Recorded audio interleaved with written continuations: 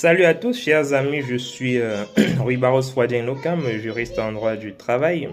Aujourd'hui, nous allons aborder le thème de la garantie d'emploi. Alors, j'ai un ami qui m'a posé la question de savoir est-ce que le mécanisme de garantie d'emploi ou une clause de garantie d'emploi empêche tout licenciement du salarié qui se trouve confronté à cette clause-là.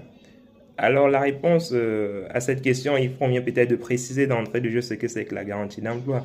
La garantie d'emploi, c'est une clause généralement qui est prévue par des conventions collectives, des conventions de branche étendues, une clause qui permet justement, qui fait obligation à l'employeur de maintenir dans ses effectifs un salarié qui serait en arrêt maladie, un salarié dont le contrat de travail est suspendu pour cause d'arrêt maladie et dont l'absence a des répercussions, a des conséquences négatives sur le fonctionnement de l'entreprise. Donc, si l'entreprise se trouve dans cette situation, il ne doit pas, en fait, licencier le salarié. Il doit respecter généralement la garantie d'emploi qui est prévue par la convention collective. Et la durée parfois varie en fonction de chaque convention de branche qui la prévoit. Ça peut aller de 3 jusqu'à 6 mois et non jusqu'à 12 mois. Donc, tout dépend de ce que la convention pour les collectifs prévoit.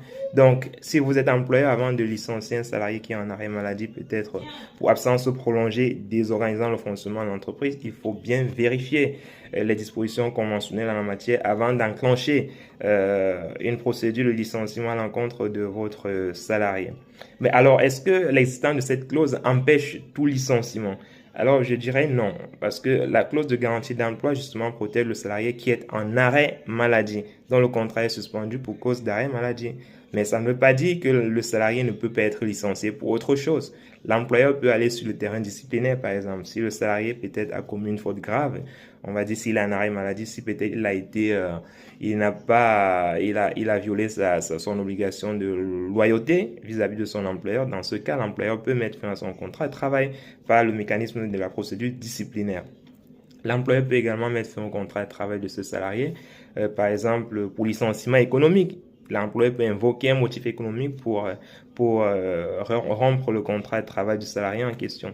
L'employeur a également la possibilité de licencier le salarié s'il a été déclaré inapte par la médecine du travail. Donc, il n'y a pas impossibilité de rompre le contrat de travail du salarié qui se trouve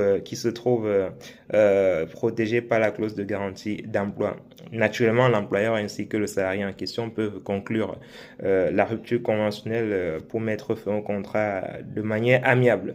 Donc, les amis, vous voyez qu'il n'y a pas de difficulté pour ce qui concerne cette clause. Cette clause, si vous êtes en arrêt maladie, elle vous protège durant le temps que la convention collective aura défini.